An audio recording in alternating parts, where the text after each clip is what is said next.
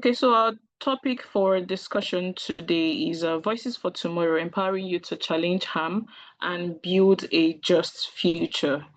And would get right into it. My name is Sophia Onovo, and I am the Communications Associate for the Smile Outreach. And once again, welcome everybody on board. And VAV is Voices Against Violence, where we come together to discuss real change, where real change begins. And we talk about topic that matters to us as young people and young voices. And for this month's session, we are spotlighting our fellows from the Youth Lab. And this is in honor of the International Youth Day celebration. And it is not just about coming together to have a conversation, to talk, but we are here to brainstorm and talk about strategies, practical strategies that we can all implement in our various spaces as young people in our various communities.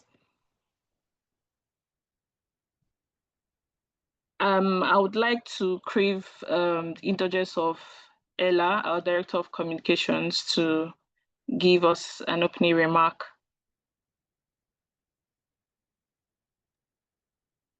Hi everyone, good afternoon and happy International Youth Day, belated International Youth Day because it was a few weeks ago.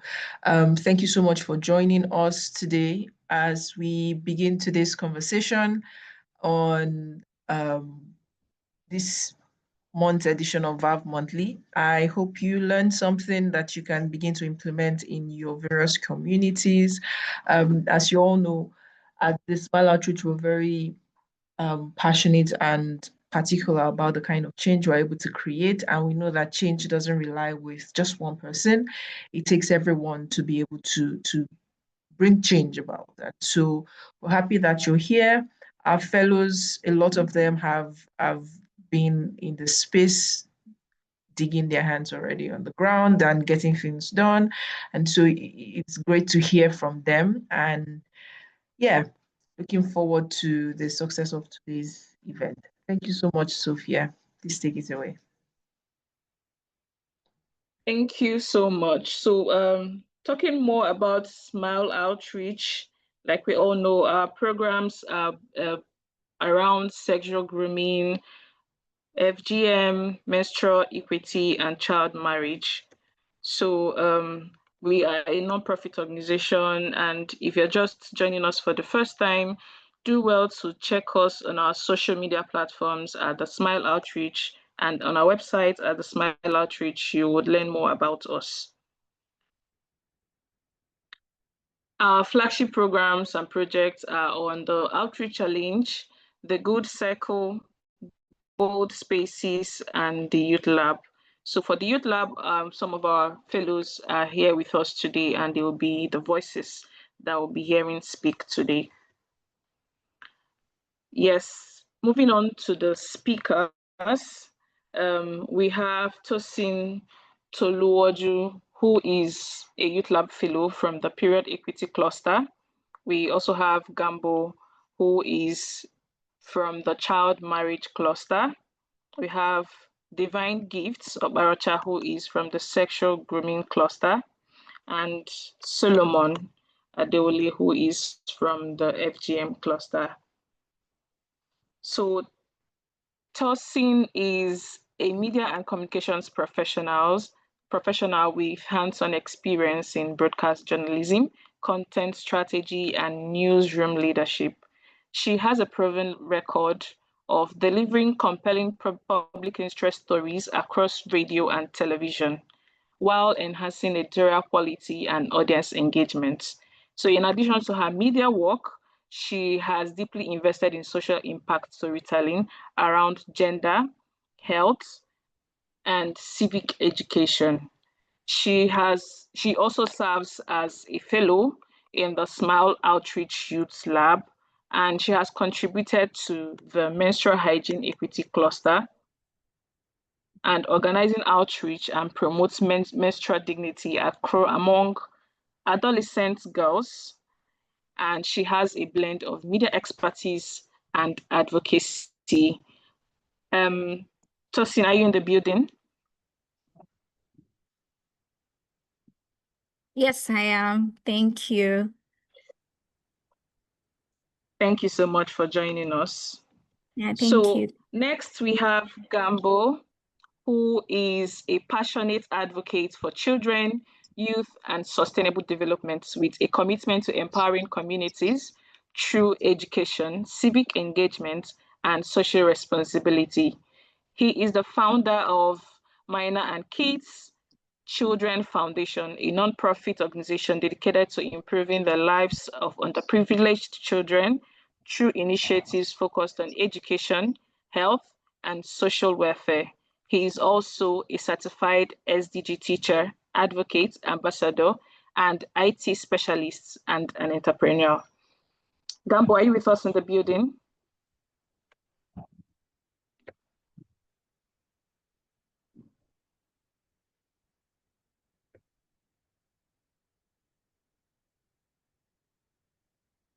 Okay, moving on, we have Oparacha Divine Gift, who is a dedicated medical laboratory scientist, a public health expert, and passionate for human rights.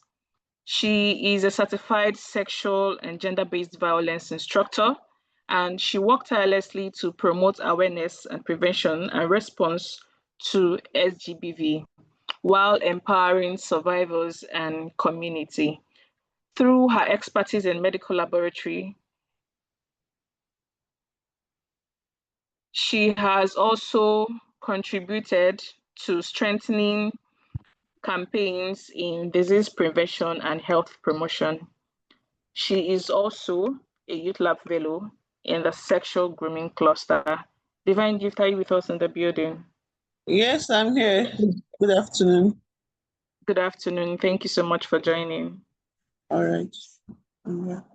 Moving on, we have Solomon Adeole, who is a traditional chief in Ibadan, Oyo State, Nigeria, and he speaks out against harmful cultural practices, especially female genital mutilation, and he leverages on his position to raise awareness and encourage communities to abandon FGM. And he has worked closely with other traditional rulers, policymakers, and grassroots groups, and promotes open dialogue towards action to promote women and girls. And he is a YouthLab Fellow in the FGM cluster. Are you with us in the building, sir? Yes, I am. Good afternoon, everyone. Glad to be here. Good afternoon and welcome. So moving on, we are going to go into the discussion for today, and we are going to tackle this discussion by looking at some of the questions we have on board for us. So I think we'll start with the sexual grooming cluster, and we are going to take these issues one after the other. So for the sexual grooming cluster, Divine Gift, how can young people recognize the signs of sexual grooming? Because I think to nip it in the bud, we also have to notice the signs early enough. So how can they recognize these signs, especially when it is online in digital space? And what could you say as someone who is unsure they are being exploited?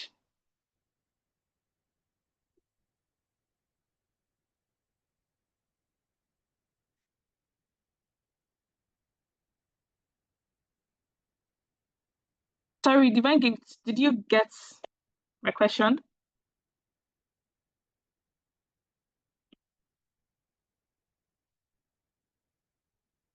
Just to be sure, can you all hear me? Yes, we can hear you. Yes, we can hear you. Yes, I hear you. Okay, so maybe she's having a breach in network. It's okay, so let's come over to you, sir, Mr. Solomon. in the area of FGM, what are the myths that still exist about FGM in your community, and how have you worked to address them? All right. Thank you once again for this opportunity. Big thanks again to the Outreach Academy for giving me this platform. So both as a speaker and as a fellow. So the myths are still largely around, female genital mutilation being, a rite of passage, particularly for young girls to transition into womanhood. And it has been institutionalized. I think that's the word. And since it's seen as an institution, that is based on culture, everyone accepts it and no one is asking questions. And that is a very big myth because we have had conversations where we've asked, community leaders and, the traditional quarters to also look for alternative, rites of passage as opposed to female genital mutilation, having, highlighted the health defects that, and the long-term trauma that it has, on young women. And, it's quite difficult to get them to the point where they kind of understand that, there's an emotional and there's a traumatic, aspect to, female genital mutilation. So again, the myth is still that it's a cultural thing, that was passed on for generation and it must, go on and on. Thank you. Okay, thank you so much. So, what are the efforts? Because you made mention that it has been institutionalized. So, what are the efforts towards the changing the perception of FGM in our communities? I know maybe the rulers, the leaders have this in mind, but what are the efforts towards the grassroots, the people who have this belief?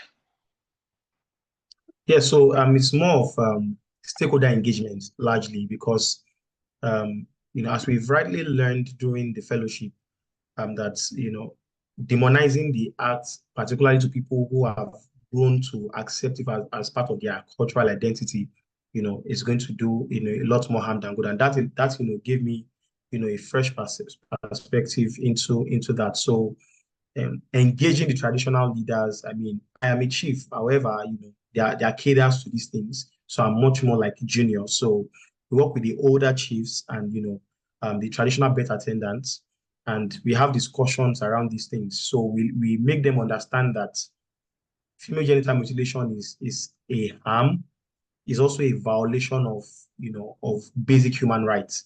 So when we have these conversations with them, I mean, it takes time.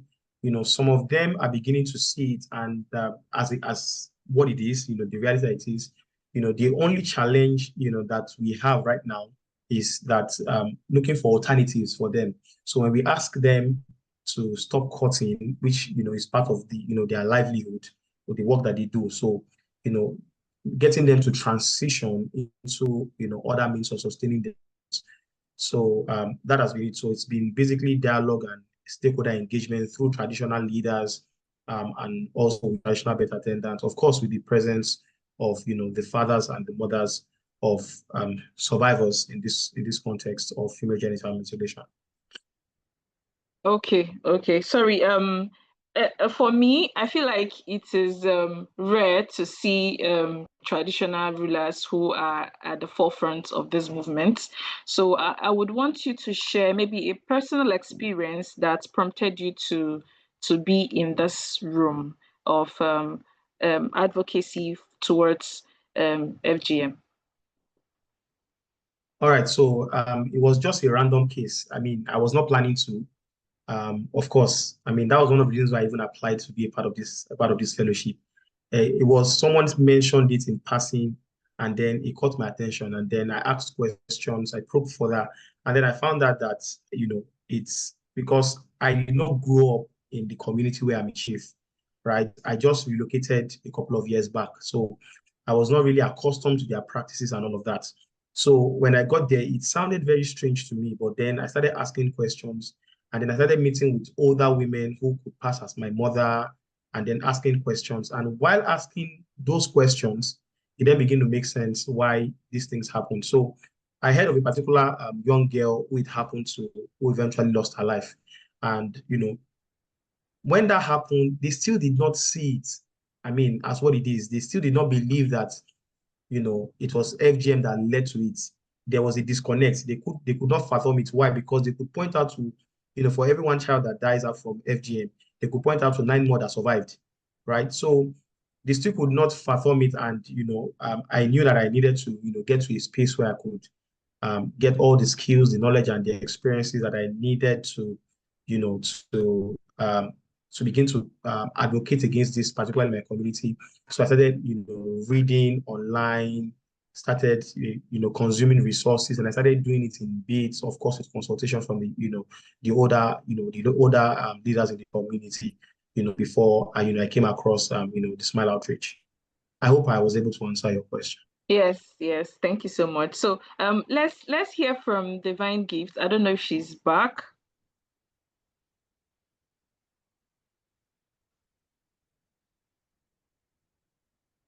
Divine Gift, can you hear us?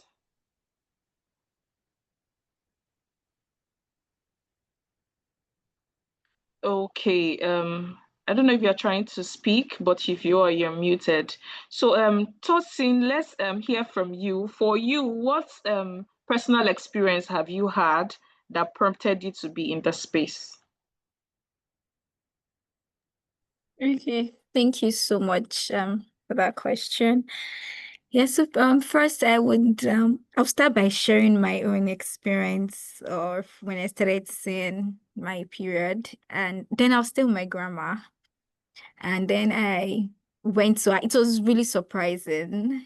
I know they should have taught us in school, but then maybe it just didn't stay or I didn't understand, and I was shocked. I went to the bathroom and I was like, what's this? And I ran to tell her. No, I told my siblings and my cousins that were around to leave that I wanted to tell my grandma something. And then I had to tell her. And then she just laughed. She gave me a very funny laugh and said that, you're not a madam. Oh. So, and there was no, she didn't give me pad because I don't know, she gave me toilet roll. And that was what I used. And then she was like, like this Okorio body for coil. Like she said it in Yoruba, me that a man must not touch you. Oh, And in my mind, I was like, okay. I was like, okay, that's fine. And that was how it was. Until later when I got back home and I got to my mom is not always around as well. She goes to work, comes, weekly basis and all.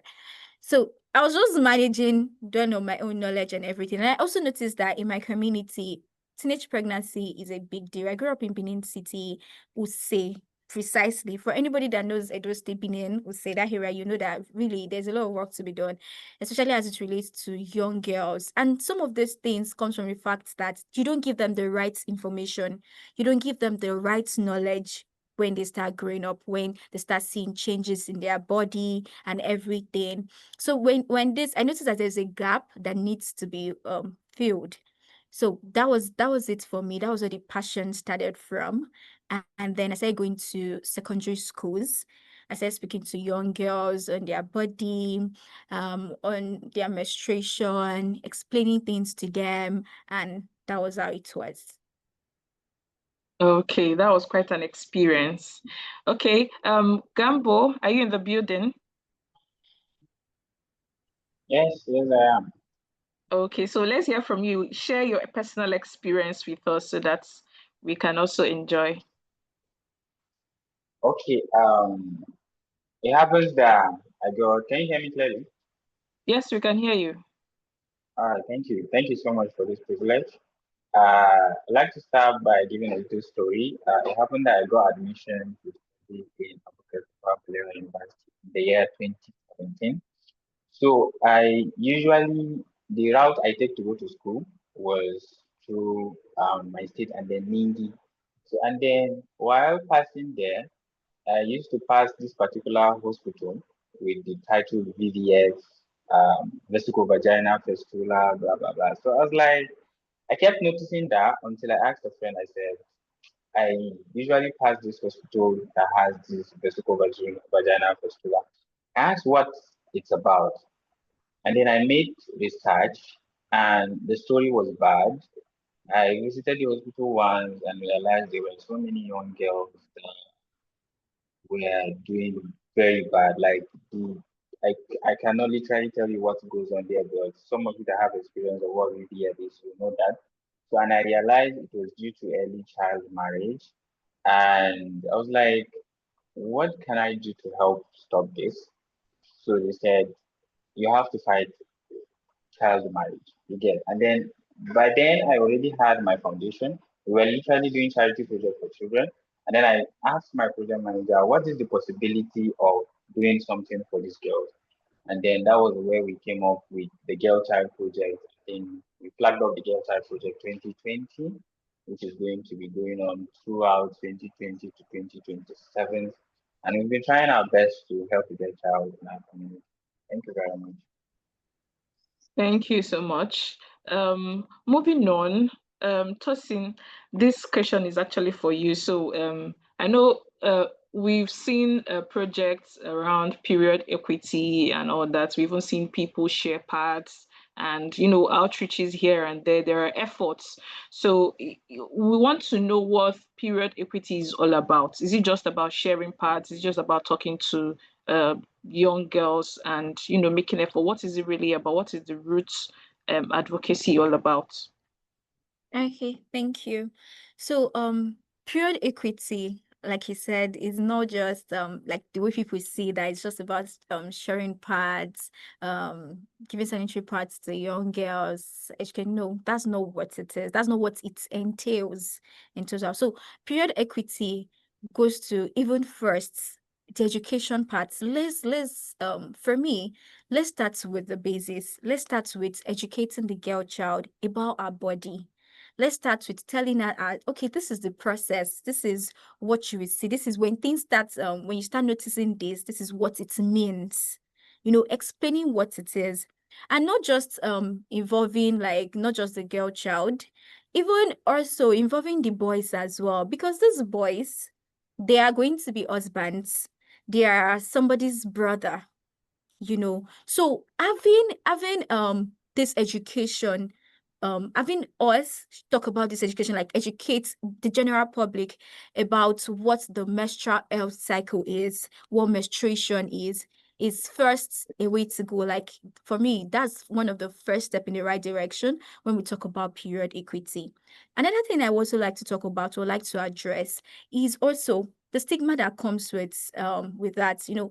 When I was in secondary school, I know a friend of mine got stained in class, and I noticed how everybody was laughing. And I didn't even know. In my mind, I just knew that the boys and everybody was just, going to the back and everything. And it was not one girl that said in front and said, come, you just drag the girl even dragged her down and gave her a cardigan and quickly tied her up. And I was like, what happened? What's happening? So that later I got to find out that she was stained. And in my mind, I'm like, okay, this thing should be a normal thing. The guys, if they had the knowledge, if they were educated, this guy, okay, you are stained. Sorry, take cardigan or something, or just try to, like, okay, I think you should use the restroom or something. That's also something that we have to, also look at. Period equity is when there's no young girls are not being stigmatized because they are seeing their period or they see menstruation as something that is dirty. Menstruation is not dirty. It's how we are built as women. It's a normal thing. We should see it as a normal thing. And for me, that's what period equity is. Period equity, thirdly, is what I would like to say, that menstrual products are made available for young girls and young women. They are made available for women. It should be like, we shouldn't have to struggle to want to get pads. So last week or 2 weeks ago, I wanted to get sanitary pads. And the kind of sanitary pad I use, the type I use, when I go to the study, woman told me it was 2.5 for one. And I was like, when did this thing enter 2.5? Like, the last time it was just 1.5. It was just, so what's really happening? And then I sat down because I do outreaches, and most of the places I do outreaches are government schools and all. And I sat and I asked myself, how many of these girls in these government schools can afford this 2,500 naira every month? Or let's say it's the one of even 1.5 or something. 5. Yeah, to take care of themselves and all of that. So can we normalize where we have menstrual products, for girls, for young girls, at little or no cost? It's going to be something that is really, really beautiful. So that's one of the things that I also see as it relates to period equity. So just a quick summary. One, let's normalize conversations as it relates to menstruation, as it relates to the woman's biological process. Let's do more of education and sensitization. Let's have people say, oh, this is what, when you're about to see your menstruation, these are the processes that you go to. We have the ovulation phase, we have the luteal phase, we have the follicular phase, we have all of this. Let these girls know. Let them know how to calculate their menstrual period. Let our guys know that this is a normal thing. It is not something bad. There should be no stigmatization. I cannot go to a place because I'm on my period and all of those things. Can we also educate our traditional rulers, our traditional leaders, people in the traditional setting? Let them know that this is how it is. It is a normal thing. And let's look at how we can improve the knowledge flow about menstruation. So for me, that's what I would like to say is period equity. Thank you. Thank you so much. That is very powerful. We would like to talk about child marriage. Gambo, you would help us here. So what do you think is the role of parents and religious leaders and also cultural leaders? What role do you think that they should play in sustaining or ending child marriage? Okay, I think parents, religious and cultural leaders play a vital role because they are like the major stakeholders in this. And my project is basically focused on parents. When I was bringing up my project topic, I said most times when we are trying to tackle the issue of child marriage, we tend to focus on the child again. So, and then the solution is actually in the parent because 2022, I implemented a girl child project in Bauchi State in a community where girls said they've never even seen sanitary pad before in their life. It was a Oh, new thing to them, like ever. So before then, we made the research, we went for pre-visit and realized they were using rice and stuff for their sanitary pads. So there was this particular girl that she's 17 years old, she's 16 years old. She found interest in our program and then the parents tried stopping her, you get, attending our program because they felt we were there to change her mindset, you get. And then we now realized that she's to be getting married the next week. So she came to me and she was begging me that they are trying to force her to get married at that very young age, but she doesn't want to. That she wants to be like us. She wants to go to school. She wants to be a senator. She wants to go in schools to her places. You understand? And then there I understood that parents play a vital role in ending or sustaining child marriage because if I am able to convince one father, you understand, just like the words of Malala Yousafzai that says one child, if I'm able yeah. to convince one father I can be able to convince the rest because if father meets the other father and is like, no, what this guy said is actually true. Some of these girls are very good. Like my daughter, she's good in this, she's good in that, she could help in the economic growth of my community. You know, you have to market this whole idea. You have to be a very good marketer actually, because in my own community, people that play major role in these are the religious leaders because most of these community members they adhere to religious instructions for northern communities most especially. So if you are going to communities like this, telling them say no to child marriage does not solve the problem, but you have to sit with them, you have to have intensive stakeholders engagement with them. So I feel if you can convince the parents, because it is the parent who decide whether or not that child gets married.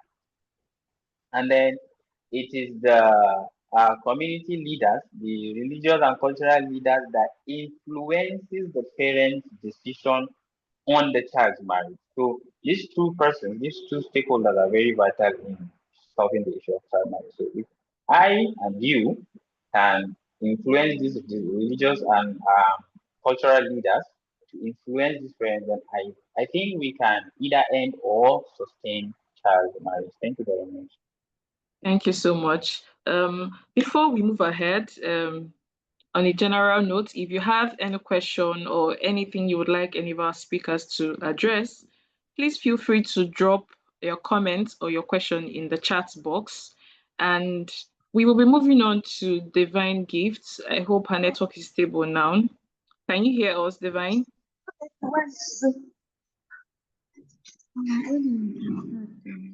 If you are speaking, your mic is muted.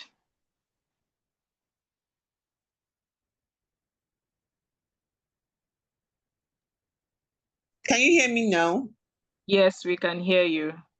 So moving on Okay. to sexual grooming, for me, when I heard that word, it was new to me. I had to do a lot of research before I could understand. So let's talk about sexual grooming and what is all about. What is the concept of sexual grooming?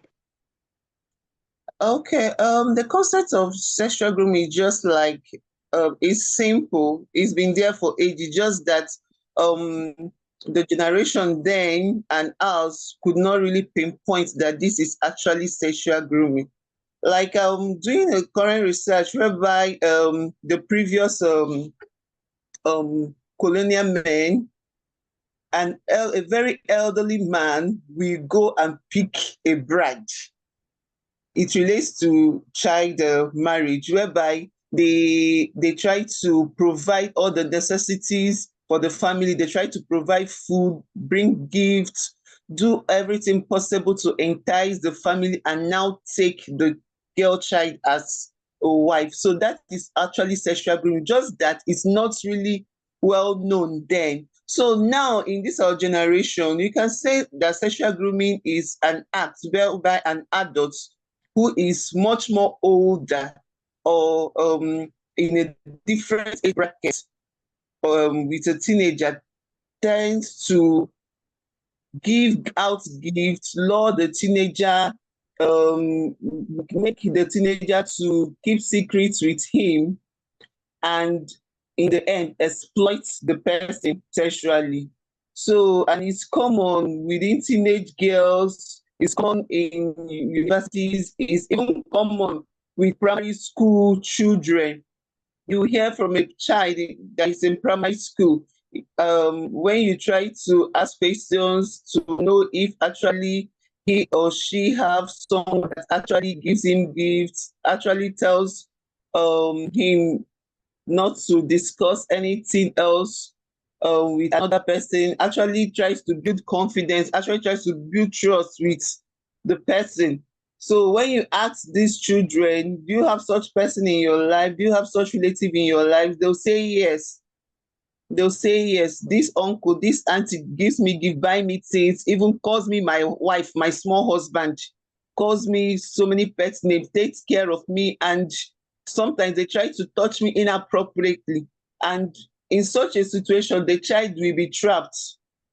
The child can't even say no. And if you ask some secondary school students if such thing is happening, they'll tell you yes, that they have someone that gives them gift, they have someone that takes care of them, buys things for their family, and before you know it, they will find themselves in a tight position that they can't even say no, because they believe that they owe this person gratitude. They believe that they owe this person for um, coming into their lives when they were finding things difficult.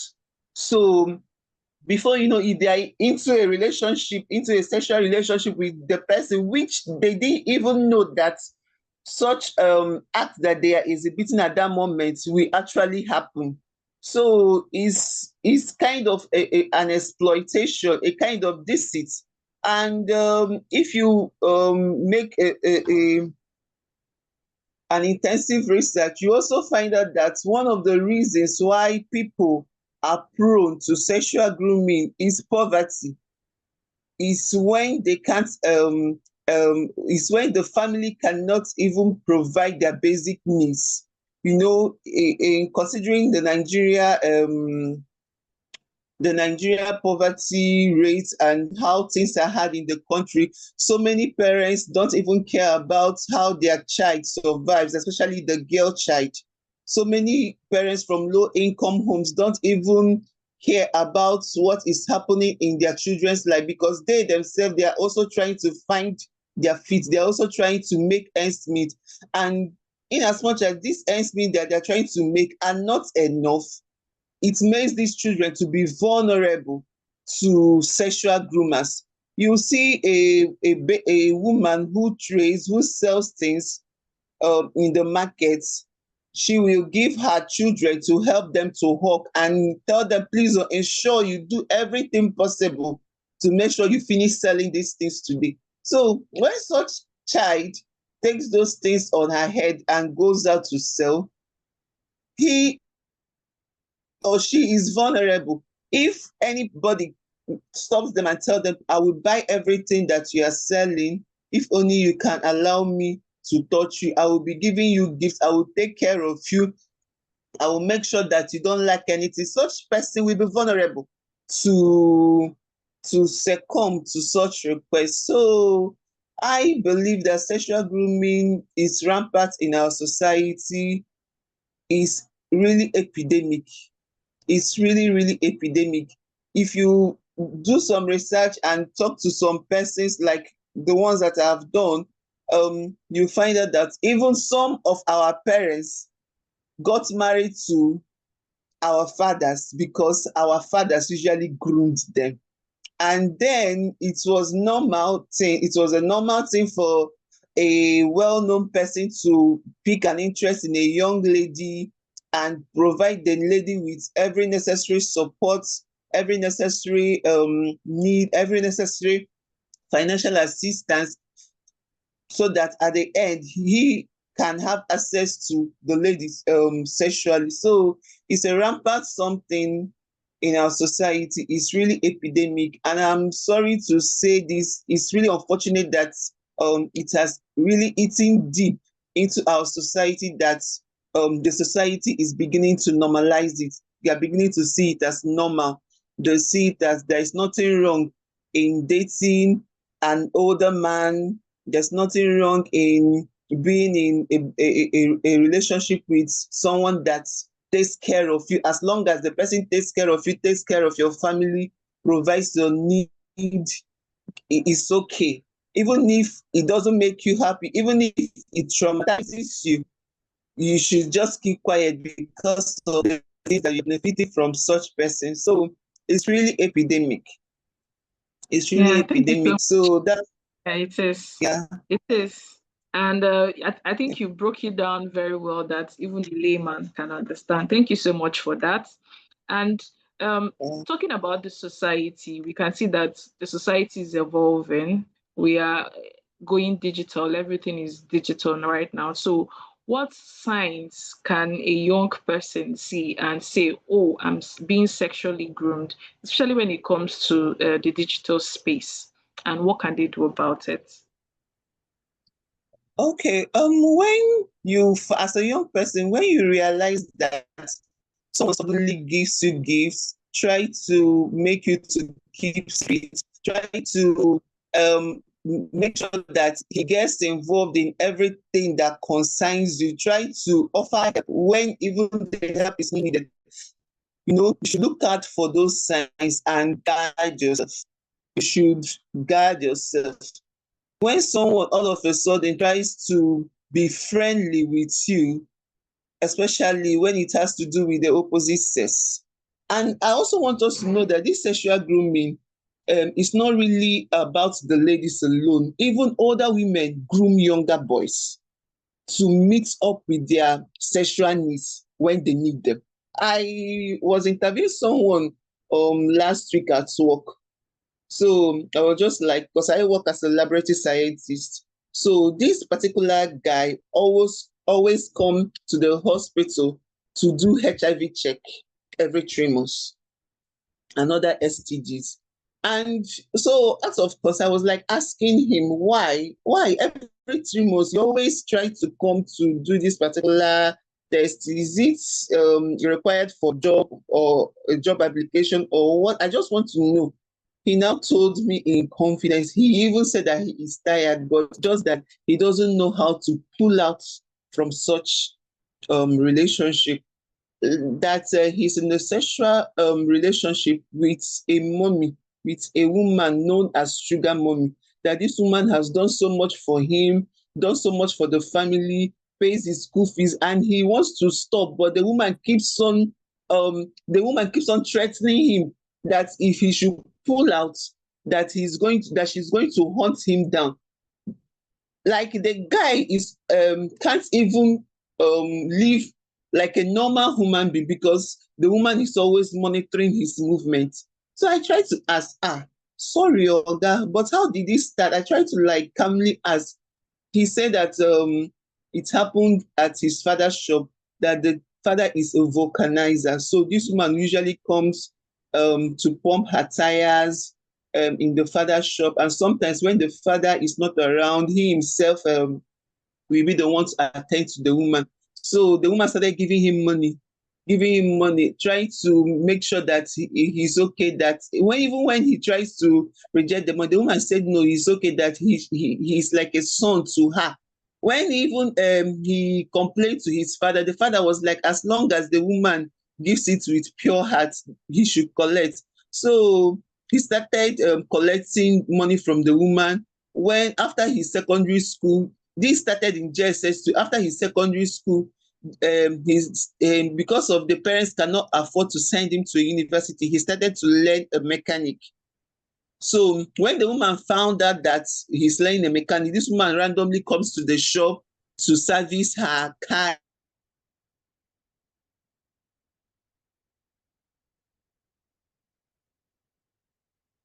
every 2 weeks, even when nothing is. Then got him a phone, they exchange numbers. This woman would randomly message him, send him romantic messages. In the meantime, he was confused. So when he even tried to confide in his father and the mother, they tried to shut him up. They tried to shut him up, that he should not think it like that. When he tries to confide in his older siblings, they try to like, he should just play along. There's nothing there. And when he realized that the pressure was too much, that he don't have anybody to confide to, he decided to play along. The woman will randomly buy him clothes, and before you know it, the woman will tell him, okay, I want you to get into the university. I want you to study hard. I promise you, if you should ace your JAMB, I'm going to train you in the university.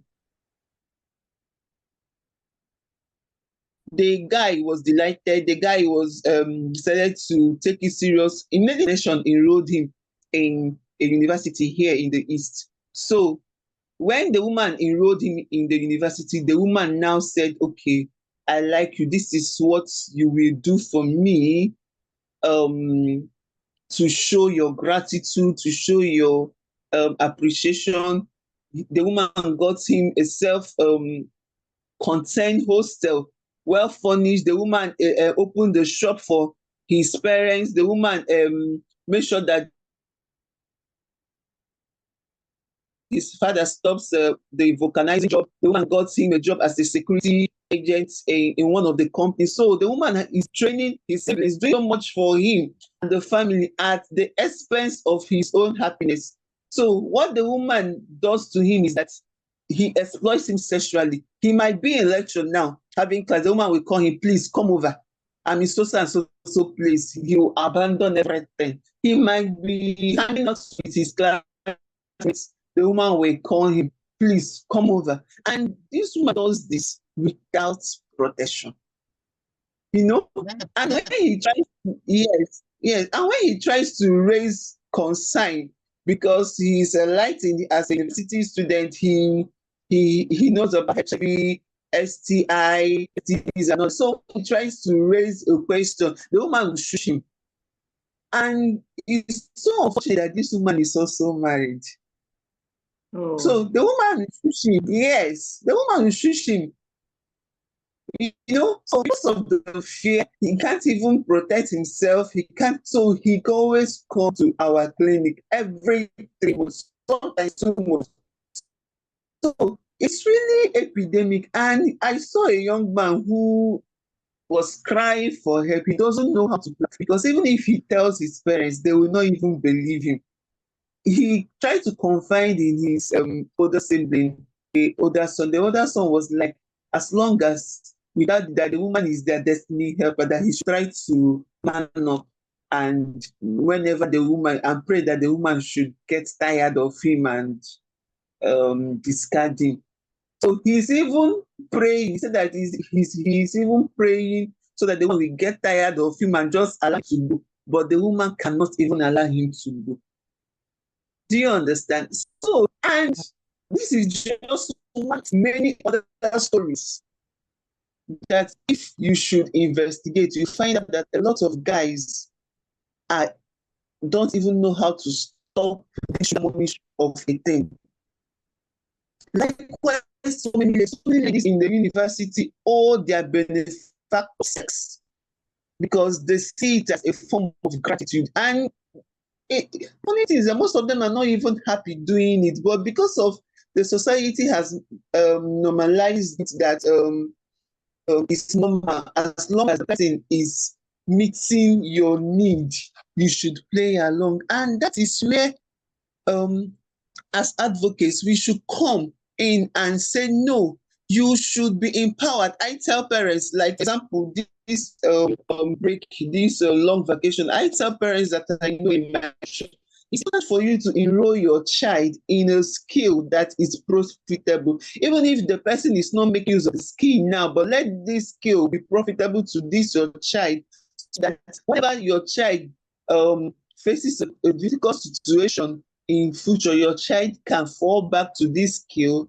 and earn money of himself instead of looking out, instead of being vulnerable to sexual groomers. So I hate to encourage parents after during long vacation, enroll your child in a skill, even teenagers who are in the try to learn a skill. There are so many profitable skills, hairdressing, barbing, so many profitable, even fashion designer, even repairing of phones.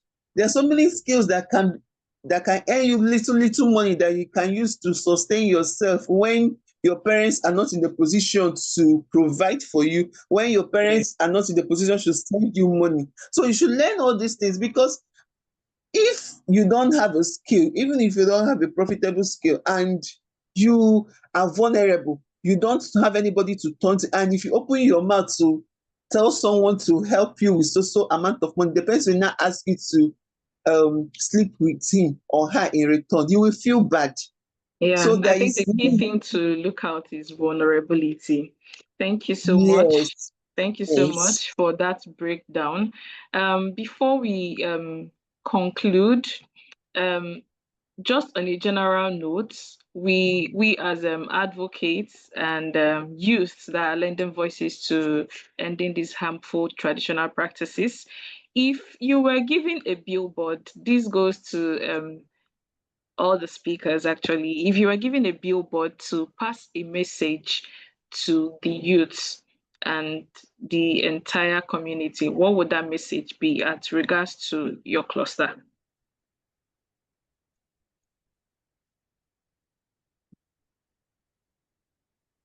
You can go ahead, Divine. Okay, if I'm giving a billboard to pass the message, okay, I will focus on the parents. Okay. Yeah.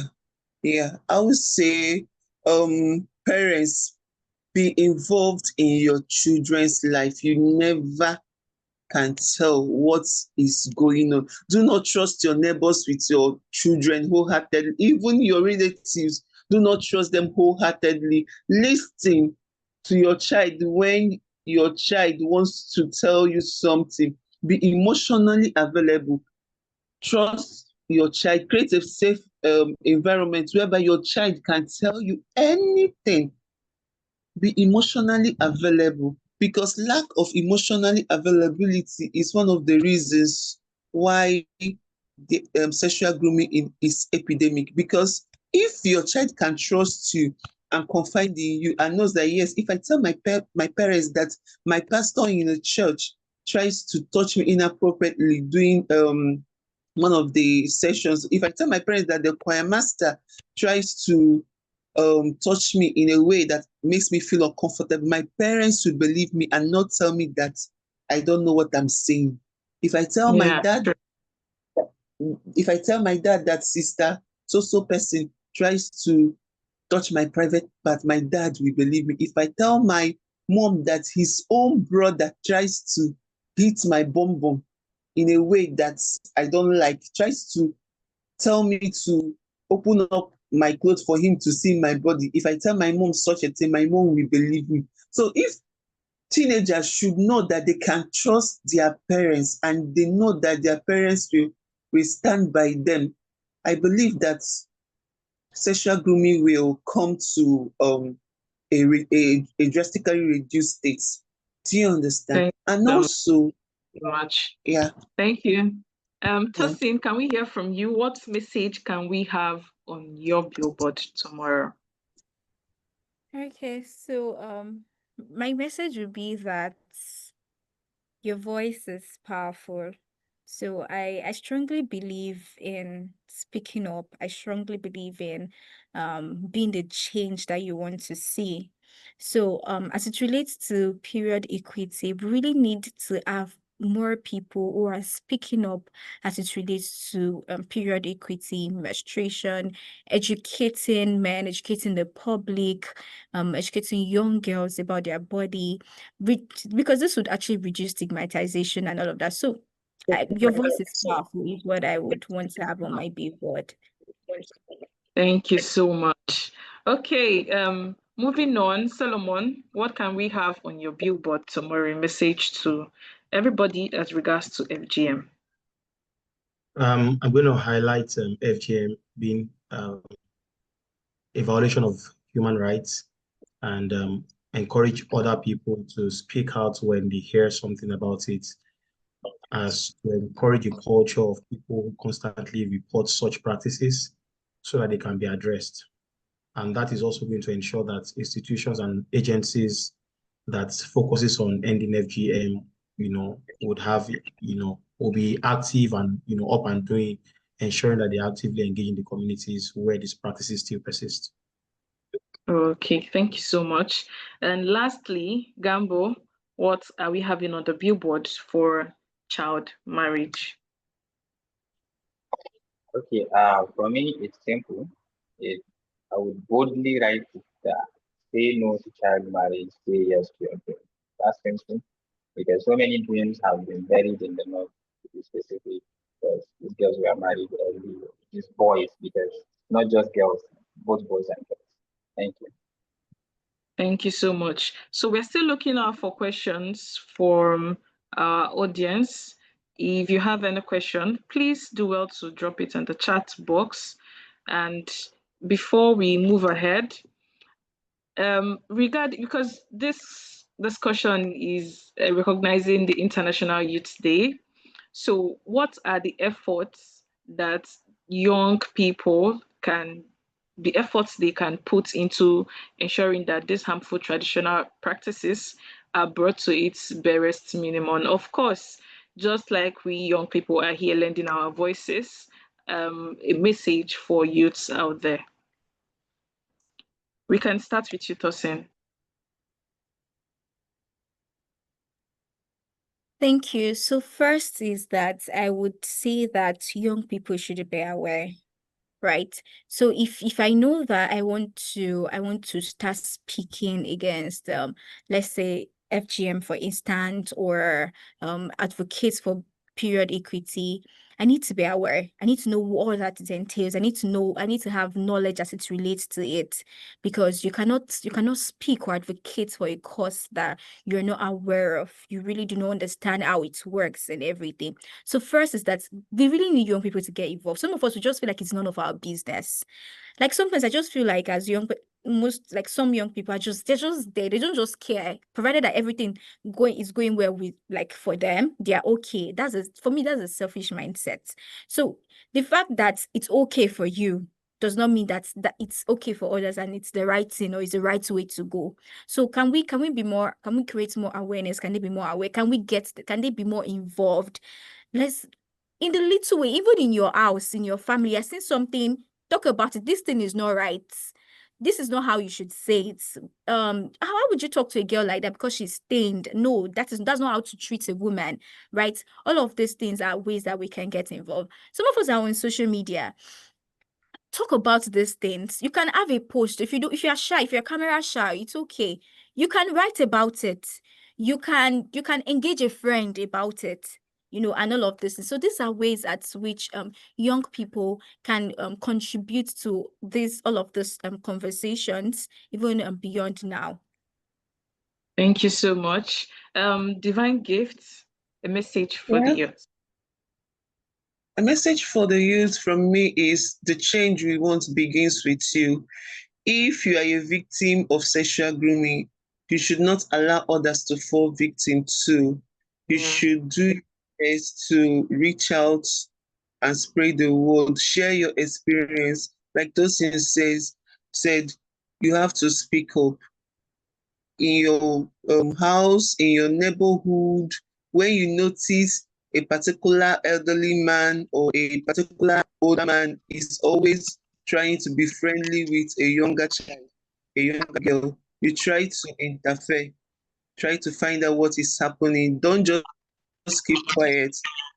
That in such a way that everybody should mind their business, but don't mind your business. Speak up, let the things you want begins with you. Speak up, speak up, speak up. Thank you. Thank you so much. And Solomon, a message for the youth. My message is get involved, particularly in female genital mutilation. We have no idea how many young people are experiencing it, and you can only know if you get involved. And when you see something, say something, be advocates, even if you feel like it doesn't concern you, it might concern maybe your sisters, your cousins, your friends. I'm saying this particularly for men, even the wives in the future. So, and then your daughters. So I'm just saying that be involved any way that you can. When you have an incident, speak up and show support, physically, morally. Just let them know that they're not alone, and I think this is going to go a very long way. Thank you. Thank you so much. So on a very last note, a word for the youths, Gambo. All right. I think as for me, I would also second to Solomon's point, which is youth getting involved, because there's a lot of advocacy work and there are very few laborers on board.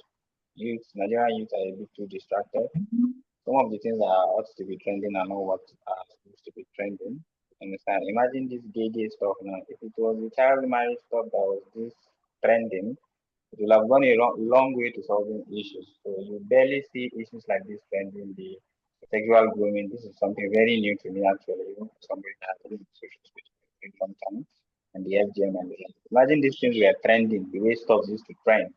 We get, especially in Nigeria, stuff like this barely trend because our youth are so distracted. So if we just get these youths to just get involved one way or the other, they don't have to do much, just volunteer for just an hour. You could volunteer for an hour, for 15 minutes or so. So you could drastically bring about change. Thank you very much.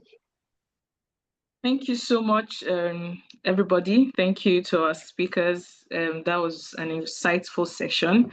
And I believe our audience was able to learn a thing or two. So I'll be leaving the floor open now for questions. And not just questions, maybe contributions. We'll do about 2 minutes for questions and contributions before we move ahead.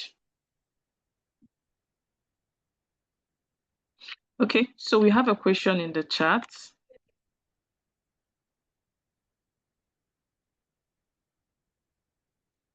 Okay, an action from Gabriel.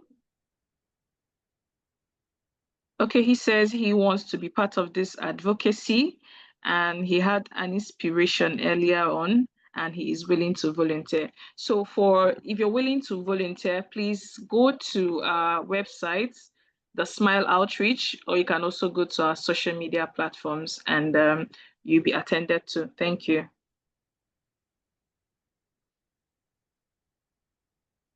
Gabriel, I hope I was able to answer your question.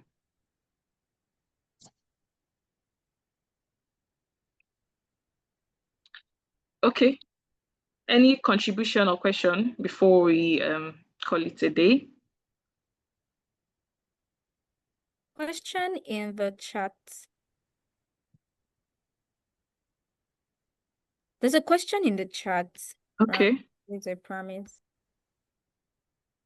Okay. Who talked about convincing parents about the dangers of child marriage in attempt to discourage them from it? My question is, since we are dealing with a deeply rooted socio-cultural issue, when persuasion doesn't work, what else should be done? Is there room for assertive actions? Gambo, I think this question is for you. Yes, yes, yes. Okay, so one of the major problems we are having is, yes, we are trying to persuade these parents, and I think the another way we can solve this problem is through the rules and regulations. Now we have the Child Right Act, the 2004 Child Right Act, but then unfortunately some states are yet to adopt some of these acts. That is where the advocacy comes in. If I am going to the rural community, you should be working alongside the government. It's like trying to stop young boys from criminal activities in the community. While you do that, there are also rules and regulations that are supposed to be put in place so that when this does not work, we actually go with the other one. So, but let's not lose hope on that.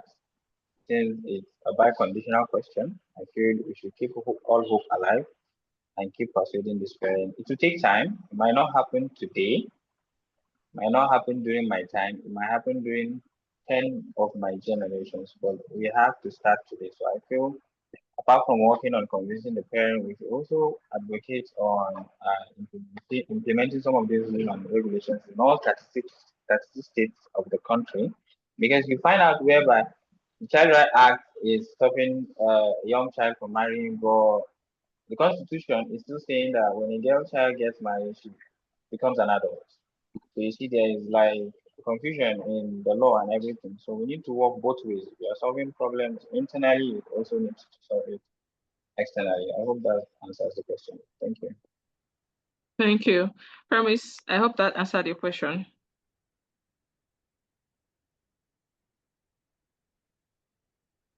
Thank you. So thank you so much, everybody who made this session I an wanted to say interactive something. one. Okay, go ahead.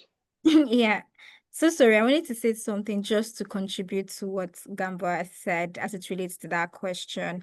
So I remembered I think during the time of in Edo State, during the time of Obaseke's regime, and then the Ministry of Gender and Women Affairs, there was this campaign that they were doing in Benin City because it was something that was really serious, and then there was a lot of and then they were like, if there is anybody, if you go to them and report to them that something happened and this and that, or there's a case of rape or anything, you can come to the ministry for free, you know, to come and report. And they even had a toll-free line at that time that you can call in and it's working. So I feel like it still boils down to youth getting involved. We need more people to speak out because we can set agendas as youth, as young persons. So when we keep speaking about these things, right? The next person, and then we also need youth to be flexible, to want to go into, they want to be interested in politics, and when they get there, let them do the right thing. You know, be able to speak to policy influencers and all of that. So that would also create a change. So when we assertive rules, still buttressing on what Campbell said, when we have assertive rules and all of that, that would actually help, you know, in reducing this menace. Just my thoughts. Thank you. Thank you so much. That was helpful. And for the volunteer question, if you go to the chat box, a link is there for anyone who wants to volunteer with the Smile Outreach. Thank you so much once again, everybody who joined in and made this session very interactive. I myself, I learned a lot, and I'm sure everybody, we all learned a lot. And the key is to take action. It's not just about having conversations, it's about taking action. Make sure that in your own little space, you were able to make a change, and you're also able to bring people together to pursue this cause of making sure that these harmful traditional practices are brought to bearers minimum. I'm sure there are practices that even at this our age we didn't know existed, maybe because parents or advocates before us were able to fight for it, and today we are enjoying it. So thank you so much, everybody. And of course, do well to follow the Smile Outreach on our various social media platforms to keep up to date of our activities and our programs in regards to these areas. Thank you so much, and that would be all for today. Thank you so much, and do well to also join us for our subsequent editions of Voices Against Violence. Have a good evening, everybody. Thank you. Thank Bye. you.